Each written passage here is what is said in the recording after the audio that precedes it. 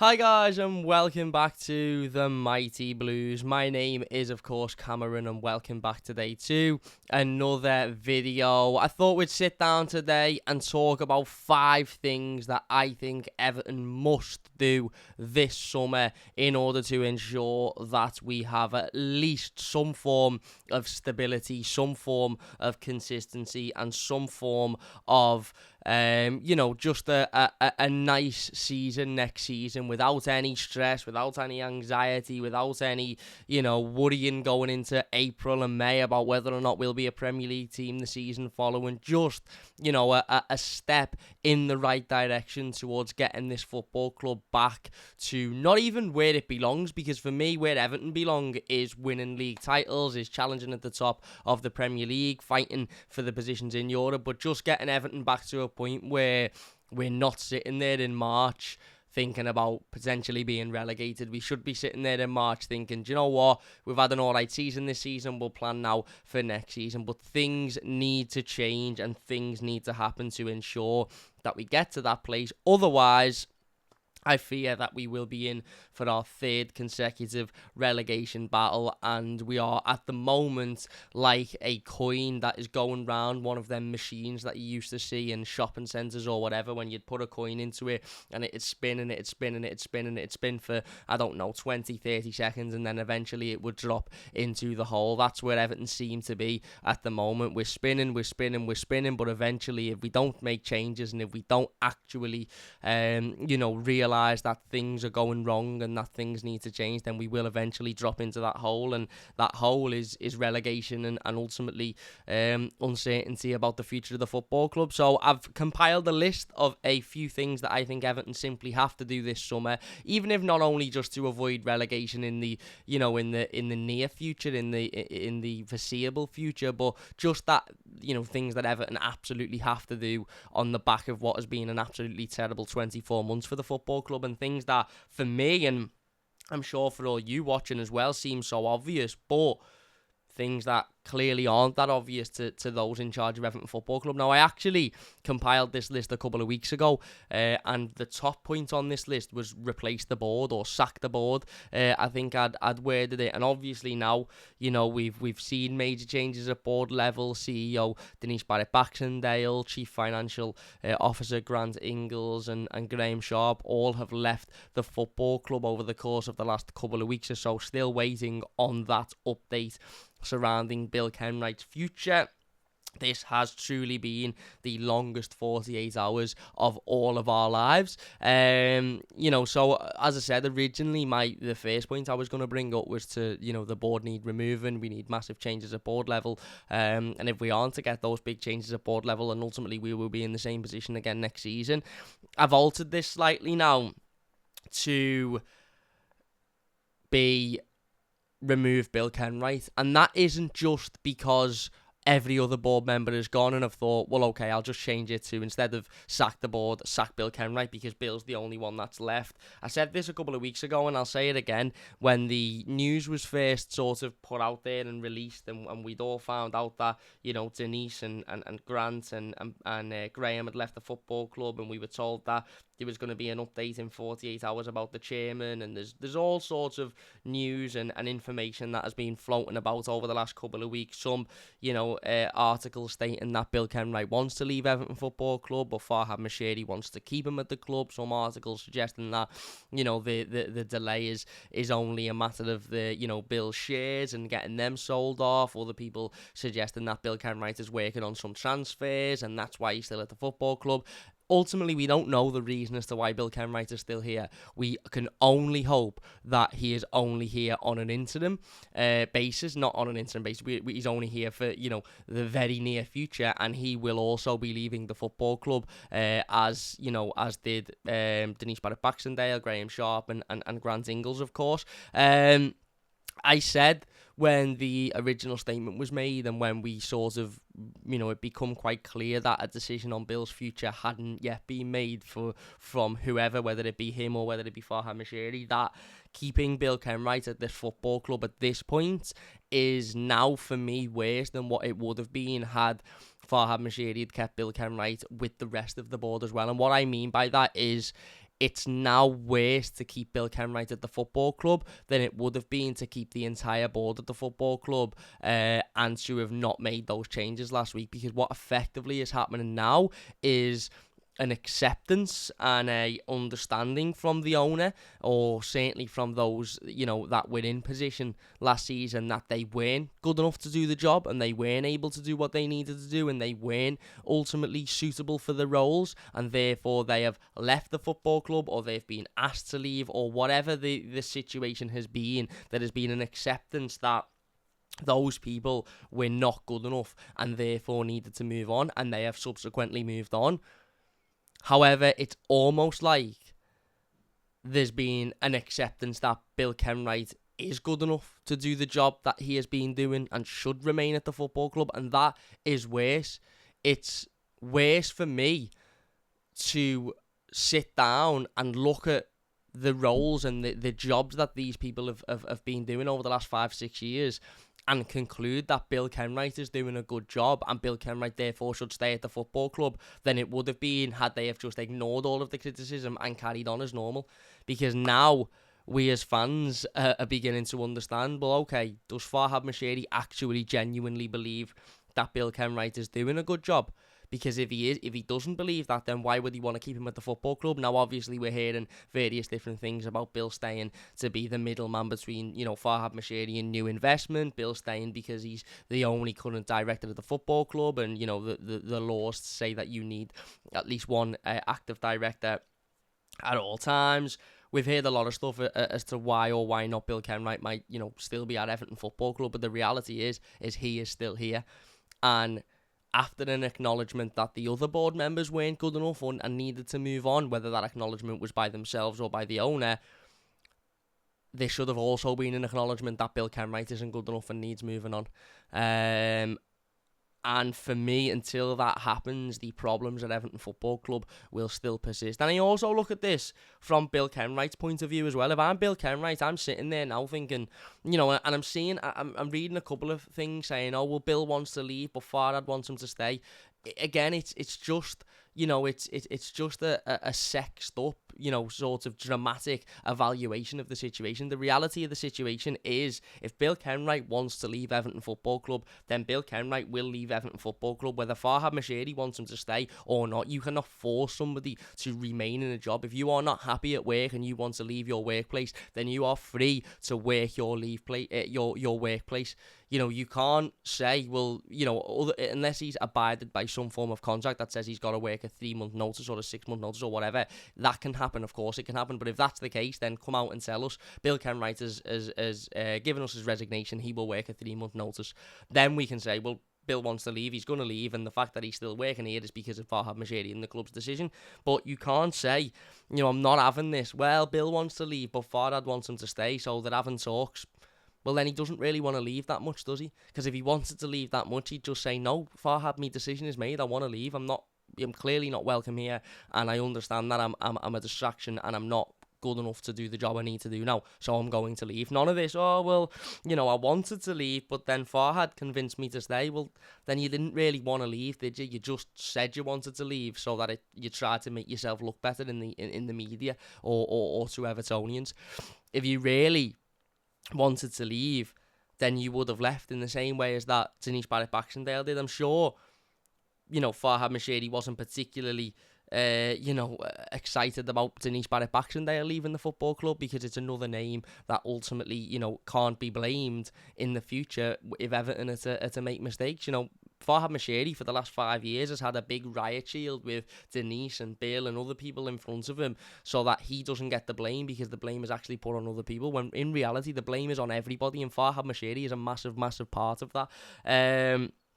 So if Bill wants to leave, then Bill is able to leave the football club. Never mind this, oh, well, I wanted to leave, but Farhad wants me to stay, etc., etc. No, if Bill wants to leave, then he can leave. And for me, that is the absolute decision that should be made. And I was on Toffee TV yesterday, and I made a point of saying, even if Bill Kenwright was to stay at Everton Football Club, and he was to do let's say Bill Kenwright come out now and said, I'm staying for 2 years, and I'm not saying that that's going to happen, but let's say that it does happen, and then I was given the choice to go to work with Bill Kenwright every day for the next 2 years, and I witnessed with my eyes that Bill Kenwright didn't do a single thing wrong for those 2 years, didn't do anything out of place, he didn't make any statements, didn't do anything wrong, he didn't have any say in any of the decisions the club made. Even if that was the case, Bill Kenwright would still be blamed for everything that went wrong at this football club, because he is the distraction, he is there, and whilst Bill Kenwright is there, failure at this football club will always be associated with Bill Kenwright. And whether that's fair or isn't fair in that circumstance I've just mentioned, the reason that is because we have failed for so many years under Bill Kenwright. And he's said so many things that have thrown Evertonians under the bus and that have tried to blame Evertonians for the failures of this football club when it's actually been him. So now, even if he isn't responsible and culpable for the failures, he will still be blamed because of what we've been through in the past. So he needs to move on it, and it's as simple as that. And as I said, it's even more damaging now to keep Bill Kenwright at this football club than it would have been to keep every one of them at the football club, because we've had those changes. And yeah, you know, I said this when we did the live stream talking about the board changes. If you would have said to, you know, every Evertonian, what would you have rather had? Would you have rather had Bill leave and the other three remain, or the other three leave and Bill remain? I do think there would have been a lot of Evertonians that would have said Bill leave and the other three remain. Obviously, we want them all out, of course, but in this circumstance, it seems at the moment that, you know, ultimately, we don't know what's going on. And I'm hearing a lot of people saying, oh, Bill will leave, it's just a matter of time, it's this, it's that, it's the other. I do think Farhad Mashiri wants Bill Kenwright to stay. I do. Because as I've just said, I think Bill Kenwright acts as almost a shield for Farhad Mashiri. For the exact reason I've just mentioned. Whilst Bill Kenwright is here, he will get the criticism, and rightly so. He deserves that criticism. I'm not backing Bill Kenwright or being on his side. He deserves that, but Farhad deserves that as well. And Farhad knows, hang on, if he's gone, then it's a load of new people, and all of a sudden the criticism gets aimed at me because I'm the longest standing person at the football club who's been here through these bad times. And so I do believe that Farhad Mashiri wants to keep Bill Kenwright at the football club, and I just don't believe Bill's whole story of, oh, well, I wanted to leave, I offered my resignation, but, you know, the owner wanted to talk to me. It's all bollocks. It's all just storytelling. It's all a load of bollocks. If he wanted to leave, he could leave. Like Denise has done, like Grant has done, like Graham Sharp has done, like various other people have done at football clubs over the years. If he wanted to walk, he could have walked. It's as simple as that. And for me, this is a very, very simple decision for Everton to move forward, and for there to be serious change made, and a change in culture, and a change in feeling at the football club. Bill Kenwright needs to leave. It's as simple as that. The next point I want to make is replacing Dominic Calvert-Lewin. Everton, of course, have been practically without Dominic Calvert-Lewin for the last 2 seasons. I know he scored that goal against Crystal Palace to ultimately keep us in the Premier League the season before last, but he was largely absent for the majority of that season, largely absent for the majority of last season as well. And for me, Dominic Calvert-Lewin's time as Everton's number 9 is all but done. I said this numerous times throughout the course of last season, and I will say it again. There is simply no other option for Everton this summer other than to replace Dominic Calvert-Lewin. We simply cannot go into another season relying on the assumption, that Dominic Calvert-Lewin is going to remain fit for large parts of the season, because we have now seen for 2 seasons on the bounce that he is unreliable. And I'm not blaming Dominic Calvert-Lewin for that. I'm not going to sit here and say, he's this, he's that, he's the other, he's useless, it's his fault. Ultimately, he's been stuck with some really bad injuries, and, that happens to footballers during their careers. Some footballers' careers are cut short because they get a couple of bad injuries, and ultimately they then fall down the pecking order, they get replaced, and they never really reach those heights again. Dom, unfortunately for me, is in that position. We can't afford to go into another season thinking, well, Dom's had a good few weeks in Munich doing rehabilitation, and he's had a couple of good weeks in pre-season, and he's looked fit, and he's looked strong, and he's looked this, and he's looked that. It can't happen. He has to be replaced now. And I'm not saying sell him. I'm not saying rush him out the door. I'm not saying Dominic Calvert-Lewin needs to be moved on from Everton absolutely instantly now, and we simply cannot have him at the football club anymore. I've got no issue with Dominic Calvert-Lewin staying at Everton. I've got no issue with Dominic Calvert-Lewin being a member of this squad. I've got no issue with Dominic Calvert-Lewin fighting for his place in this Everton team. But what I have an issue with is Everton's plan going into next season, including Dominic Calvert-Lewin as a starting striker. It can't happen. He needs replacing. We need a striker. We need to sign a striker that is going to come in now and is going to be our number 9 going forward. And if Dominic Calvert-Lewin gets himself back fit, and if he gets himself back sharp, and if he gets himself back available, then that's absolutely brilliant. Absolutely brilliant. He can fight with the new striker for that number 9 place. And then you've got, hopefully, a really good signing that's come in and done well, you know, who's an optional front, and Dominic Calvert-Lewin who's fit and strong and ready to come in and battle as well. But that means that if Dom has another season where he picks up injuries and he's not fit and he's not available, then we're not reliant on him. We made a humongous mistake last season by assuming that Dominic Calvert-Lewin would be fit, and he wasn't, and we can't make that mistake again. And if Dom's got the motivation, if Dom's got the desire, then he'll get himself back fit and he will battle for his place in the first team. I also think that would help Dominic Calvert-Lewin because there's not the same amount of pressure on him. There's not the same amount of intensity on his recovery. We need you fit. We need you to get fit, and you know, he's not sitting there at home thinking, oh my God, I need to get rid of this injury because I need to play in this game in a couple of weeks' time because it's a massive game. He can recover at his own pace, at his own time. There's no pressure on him. There's no intensity on him because we've already got somebody in to replace him. That, for me, is so vital this summer. Everton simply have to replace Dominic Calvert-Lewin. There's no other option. And when we talk about signing a striker, I don't want Everton to sign a striker that is, you know, not as good as Dominic Calvert-Lewin but is alright. I don't want Everton to sign a striker to be the backup to Dominic Calvert-Lewin. We tried that last season with Mopey, and look at how that went. I want Everton to sign a striker that's better than Dominic Calvert-Lewin, that comes in to be our number 1 striker, and then Dom ultimately becomes number 2 until he can get himself fit and he can prove that he can battle for that number 1 place again. Next point is Everton must have a post-Sean Dyche plan. Now, I don't want to take a negative approach to this, and I don't want to look at this in a negative vein, and this isn't what this point is about. I'm not sitting here now and saying that Everton should be prepared to sack Sean Dyche next season. I'm not sitting here now saying Sean Dyche won't be the Everton manager in 12 months' time.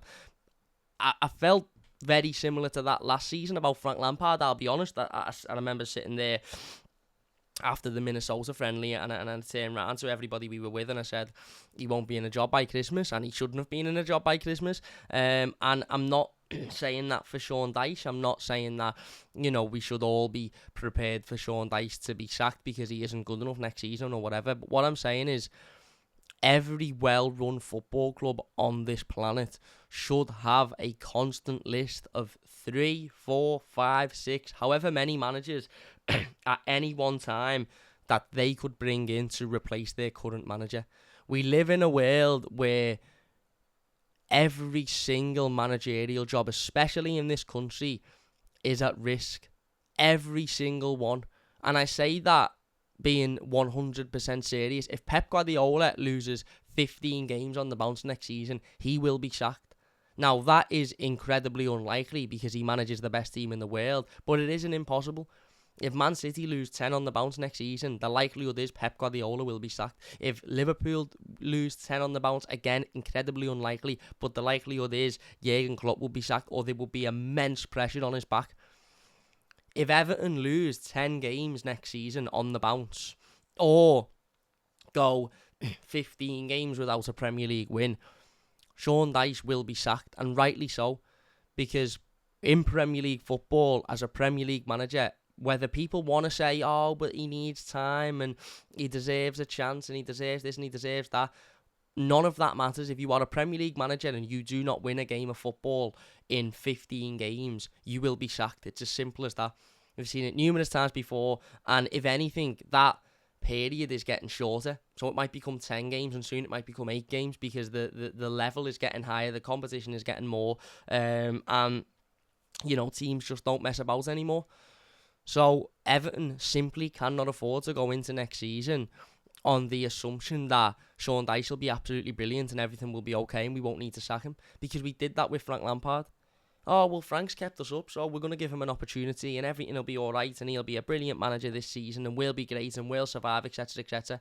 No, he should have been sacked in November, and had Everton had a list of potential managers to replace him, maybe he would have been sacked in November, but we didn't, and that's why we waited, and that's why ultimately, for the second year on the bounce, we brought a manager in on deadline day. That can't happen again. I love Sean Dyche, and I think he's done a fantastic job. Well, I don't love him. That's maybe a bit much. I like Sean Dyche, and I think he's done a fantastic job of keeping Everton in the Premier League. However, Everton should be sat there in the lava buildings now with a list of managers that could come in to replace him if they need to make that decision.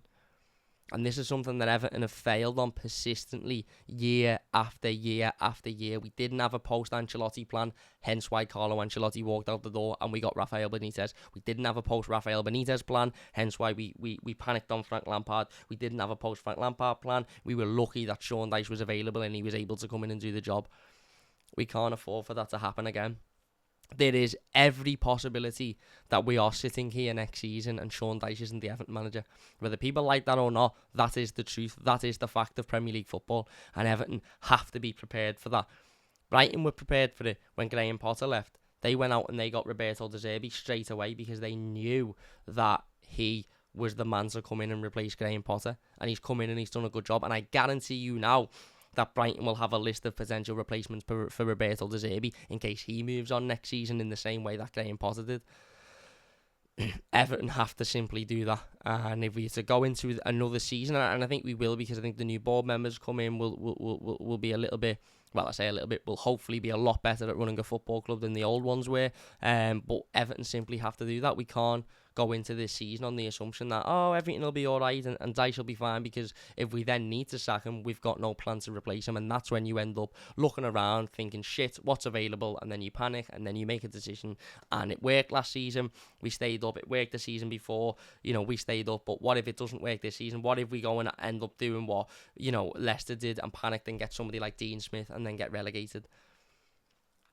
So for me, I'm not saying that Sean Dyche will be sacked. I'm not assuming that he will be. I'm not saying that I think he should be. What I'm saying is that Everton have to plan for in case that decision has to be made. And I'm sorry, but Everton don't plan that. So that needs to change. The next point is new direction on the board. Obviously, we know there will be new board members coming into the football club, hopefully imminently. But given Everton's 48 hours has now been over a week, I highly doubt that imminently will be the case. It's important that those new board members bring a new direction.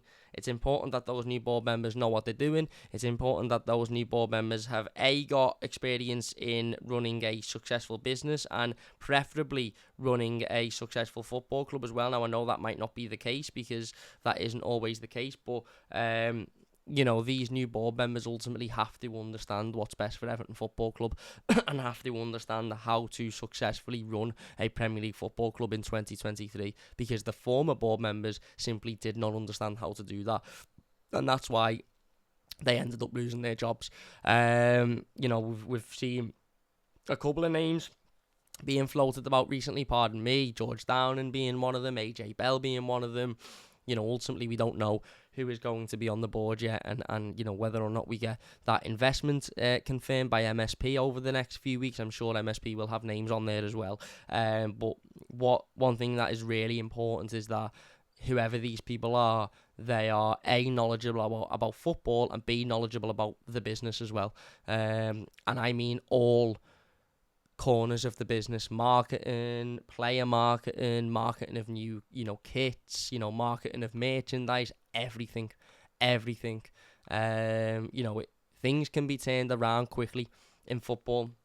We've just seen Newcastle go from a team that were fighting relegation and ultimately looked so certain to be relegated the season before last, to a team that have just finished in the Champions League 12 months later. Literally within 12 months, they've gone from a side that looked destined to go down to a side that will be playing Champions League football next season. So it is possible to turn things around. It is possible to change. It is possible for the right people to come in and bring the right direction and take Everton in the right the right steps going forward. We just have to find those people, and hopefully we can do that. And then the final point is recruitment. Really, Everton simply have to get the recruitment right this season. I've mentioned it briefly when I've spoken about Dominic Calvert-Lewin, but I think generally Everton have to understand that the areas of importance are attacking areas. We need a goal scoring forward, as we've just mentioned, to replace Dominic Calvert-Lewin. We probably need two strikers, really. One to replace Dom and one to come in and be a backup as well. We then need, for me, a goal-scoring winger. A lot of rumours at the moment about Damari Gray and what his future will hold. A lot of rumours about Ellis Sims and what his future will hold. So we'd need a winger to come in and replace them. I'd love a creative attacking midfielder. And of course, there is other areas around the pitch that Everton could improve on. But for me, the attacking positions are the key areas this season in terms of recruitment. And if Everton are to get a big influx of money from, potentially an Onana transfer or a Pickford transfer, hopefully not, but we never know, then we've got to spend that wisely and we've got to invest that in the right areas. We don't need another central midfielder that can walk about the pitch, not really score many goals, not really offer much. We need goal scorers. We need people at the top of the pitch that can put the ball in the back of the net. And hopefully that's what we focus on this summer. There you go. They are 5 things I believe Everton must do this summer in order to improve going into next season. Let us know your thoughts on each and every one of them in the comment section. If you have enjoyed this video, please do leave it a like. Don't forget to subscribe to the channel if you are new as well. And we will be back over the next few days with some more Everton content. So big thank you all for watching. Smash that like if you've enjoyed it. Subscribe if you're new. And we'll see you later.